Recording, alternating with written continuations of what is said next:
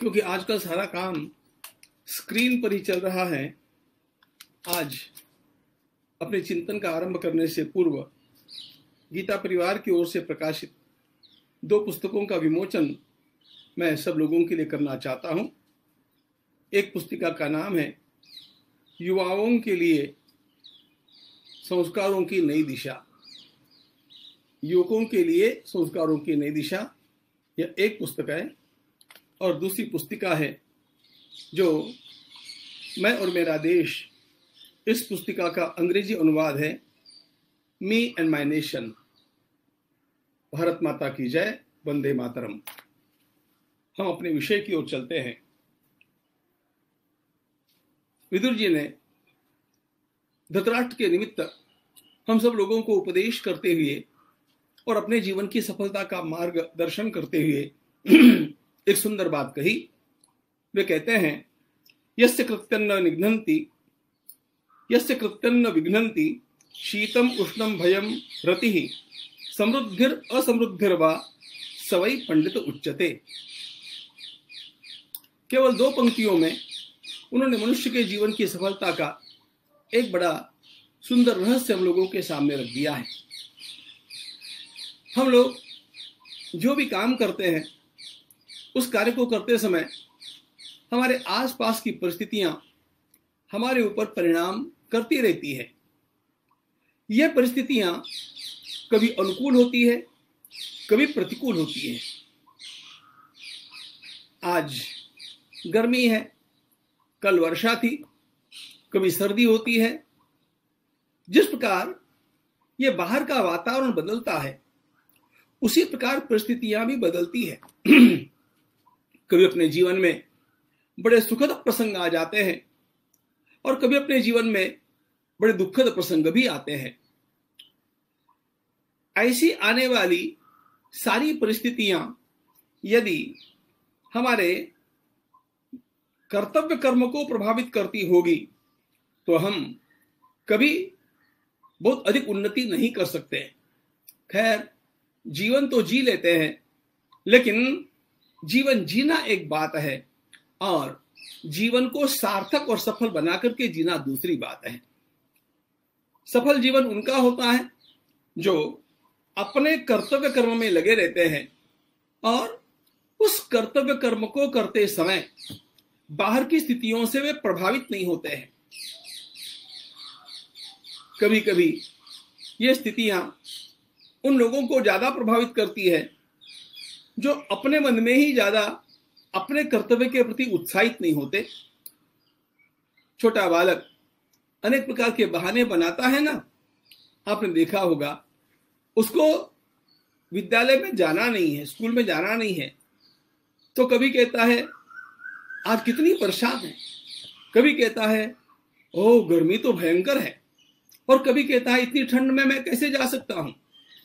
अब ठंड भी, वर्षा भी और गर्मी भी, ये सब कुछ उसको प्रतिकूल लगता है। अब ये कभी न कभी तो प्रतिकूल लगेगा, जो कि हमारी आदत के कारण अधिक प्रतिकूल लगता है। अब ऐसी स्थिति में यदि उसको उसकी प्रतिकूलता में विद्यालय जाने के लिए मनाही कर दी जाए कि कोई बात नहीं है बेटा, मत जाओ, गर्मी है ना मत जाओ, ठंड है ना मत जाओ, बरसात है ना मत जाओ, तो पूरे वर्ष के आधे दिन भी वह विद्यालय नहीं जा पाएगा। जैसे ये बात ध्यान में आती है, उसी प्रकार हम लोगों के ध्यान में आना चाहिए कि जीवन में आने वाली चाहे अनुकूलता है चाहे प्रतिकूलता है, वो कुछ भी है, वो मुझे अपने लक्ष्य के मार्ग से विचलित न करे। उपनिषद में एक बड़ा सुंदर वाक्य आता है, शर्वतन्मयो भवे। मनुष्य को बाण के समान सीधे अपने मार्ग पर निकलना चाहिए। कभी भी बाण अपने मार्ग को बदलता नहीं है। मार्ग में आने वाली कोई भी स्थिति अथवा बाधा उसके लिए बाधा नहीं बनती है, वो सीधा आगे चलता है। हनुमान जी महाराज के लिए भी गोस्वामी तुलसीदास जी महाराज ने यही उपमा दी है। भगवती सीता जी के अन्वेषण के लिए जब वे समुद्र को लांघने के लिए चल पड़े हैं, उस चल पड़ने के साथ ही उनके लिए प्रतिकूलताएं भी निर्माण हुई, अनुकूलताएं भी निर्माण हुई। पूरी कथा सुनाने की आवश्यकता नहीं है, लेकिन मार्ग में पर्वत आए, उनको रोकने के लिए आए, और उन्होंने उन पर्वतों को ऐसे लताड़ा, डुबो दिया। लेकिन केवल रोकने वाले पर्वत नहीं आए, ध्यान में यह रखना चाहिए, मैनाक नाम का पर्वत आया, जो प्रलोभन का पर्वत है, जो उन्हें यह कहने के लिए आया, क्षणम विश्रम्य, बेटे हनुमान, कुछ समय के लिए आराम करो, आराम करो। प्रतिकूलता के रूप में अनेक पर्वत खड़े हुए, उनको उन्होंने अपने पद प्रहार से डुबो दिया। अब अनुकूलता का पर्वत आया और वह कहने लगा कि विश्राम करो। उस समय हनुमान जी ने क्या लीला की, आप सब लोग जानते हैं। हनुमान ते परसा करपुनि कीन प्रणाम, राम काज कीने विनु, मोहि कहा विश्राम।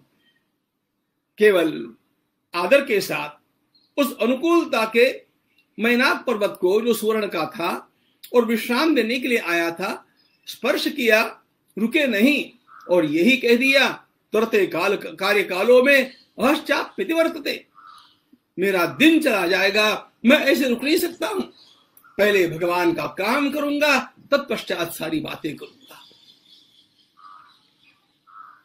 अनुकूलता और प्रतिकूलता, इन दोनों में भी जो प्रभावित नहीं होता है और दोनों के द्वारा प्रभावित हुए बिना जो सीधा अपने लक्ष्य की ओर चलता है, वही जीवन में कुछ बड़ा कार्य करके दिखा सकता है। नहीं तो कोई भी महान कार्य करना संभव नहीं होगा। पग पग पर अनुकूलताएं आती है, प्रतिकूलताएं आती है। भर्तृहरि ने बड़े सुंदर शब्दों में लिखा, मनस्वी कार्यार्थी न गणयति दुखम न च सुखम। जिसको अपना कार्य पूरा करना है, वो न सुख का विचार करता है, न दुख का विचार करता है, न अनुकूलता का विचार करता है, न प्रतिकूलता का विचार, वो तो चलता ही है। हमारे दिवंगत प्रधानमंत्री परम श्रद्धेय लाल बहादुर शास्त्री जी के जीवन काल का प्रसंग है। उनको गंगा जी पार करके विद्यालय में पहुंचना होता था और एक बार परीक्षा थी। अब गंगा जी में बाढ़ थी और बाढ़ के समय वे वहां पर नौका भी नहीं चल रही थी। अब कैसे पहुंच सकते थे? लेकिन शास्त्री जी रुके नहीं। शास्त्री जी ने गंगा जी में कूद लगाई और तैर करके, सब लोगों के देखते हुए वे तैर करके उस पार चले गए और परीक्षा में समय पर उपस्थित हो गए। मनस्वी कार्यार्थी न गणयति दुखम न च सुखम। इस प्रकार से जो काम करना जानता है वही अपने लक्ष्य तक निश्चित रूप से पहुंच सकता है। नहीं तो कुछ लोग तो ऐसे हैं कि आपदाओं के आने के पहले ही आपदाओं का विचार करके रुक जाते हैं। भगवान बुद्ध को एक प्रचारक को भेजना था, लेकिन उन्होंने उससे कहा कि भैया वहां के लोग अच्छे नहीं है जहां तुम जाना चाहते हो, यदि उन लोगों ने तुम्हारी बात नहीं सुनी तो क्या करोगे? तो उसने कहा नहीं सुनेंगे तो नहीं सुनेंगे, मैं फिर से प्रयास करूंगा। लेकिन चलो बातें नहीं सुनी तुम्हारी, उन्होंने गालियां दी तो क्या करोगे? तो वो बोला, भिक्षु बोला, गालियां ही तो देंगे, पत्थर तो मारने वाले नहीं है। भगवान बुद्ध ने कहा यदि पत्थर मारे तो पत्थर ही तो मारेंगे, मार तो नहीं डालेंगे। भगवान बुद्ध ने कहा और यदि मार डाला तो? भिक्षु ने कहा भगवान का काम करते हुए, धम्म का काम करते हुए यदि मेरी मृत्यु हो गई तो मुझे मुक्ति मिल जाएगी। किसी प्रकार की अनुकूलता अथवा प्रतिकूलता का विचार किए बिना भी जो आगे चलना चाहता है उसके लिए यश उपस्थित हो जाता है। और इसलिए इन अनुकूलताओं को, प्रतिकूलताओं को अपनी बुद्धि से निकाल करके, अपने मन से दूर करके, अपने लक्ष्य की ओर ध्यान करके जो चलता है वही आगे चल सकता है। ये बात हमारे भीतर कैसे आएगी?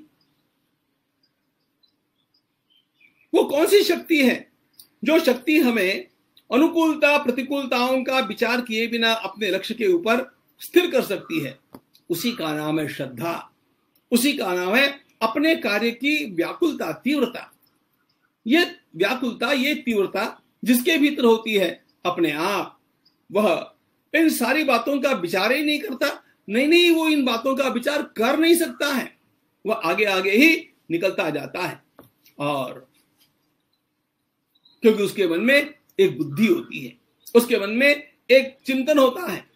लोकमान्य तिलक जी के पास एक व्यक्ति गया और उसने कहा, आपने कहा स्वदेशी वस्त्रों का उपयोग करो, लेकिन ये स्वदेशी धोती जो है ना, ये धोने में बड़ी मोटी होने के कारण अनुकूल नहीं लगती है, विदेशी धोती अच्छी लगती है, वो पतली होती है। तिलक जी ने कहा, मैंने तुम्हें व्रत कहा था, स्वदेशी ये व्रत है। जब व्रत बुद्धि से श्रद्धा के साथ हम किसी कार्य को करते हैं तो अनुकूलता प्रतिकूलता का विचार नहीं किया जा सकता है। और इसी प्रकार की अनुकूलता प्रतिकूलता ये परिस्थिति अपने मन में न रखते हुए, यानी परिस्थिति निरपेक्ष होकर के काम करना हम सीखें और यही शक्ति हमारे भीतर बढ़ जाए। इसलिए हमारे धर्मशास्त्र ने हम लोगों को व्रत करने के लिए कहा। अब देखो हमारे व्रत भी कैसे आते हैं। मेरी भगवान के प्रति श्रद्धा है, उस श्रद्धा को मैं अभिव्यक्त करूं मंदिर में जाकर के दर्शन करके, वो तो ठीक बात है, लेकिन माघ मास में गंगा स्नान करो, ऐसा कहा, माघ स्नान करो। अब ये माघ स्नान किया जाता है बिल्कुल ठंड के दिनों में, सूर्योदय से पहले। पानी कितना ठंडा होता है, लेकिन मैं ठंड और गर्मी का विचार न करता हुआ ठाकुर की सेवा में लगता हूं कि नहीं, इसकी ये परीक्षा है, इसका एक ट्रेनिंग भी है। अब इसके उल्टे आप देखेंगे, हमारी निर्जला एकादशी भी आती है ना, वो आती है ज्येष्ठ मास में, भयंकर गर्मी में, शुक्ल पक्ष में, परसों ही गई। अब गर्मी के दिनों में बिना पानी पिए 24 घंटा रह जाना कितना कठिन है, लेकिन न गर्मी का विचार न सर्दी का विचार, इस प्रकार का जब मेरा मन बनेगा परमात्मा में तल्लीन होने के लिए सिद्ध, तब जाकर के मैं सिद्धि प्राप्त कर पाऊंगा।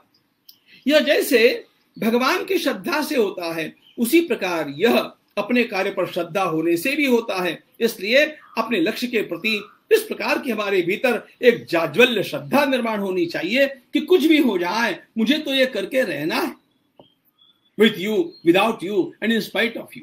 सुविधाएं मिल गई, अच्छी बात है, उन सुविधाओं का उपयोग करेंगे, उनको नकारने की आवश्यकता नहीं।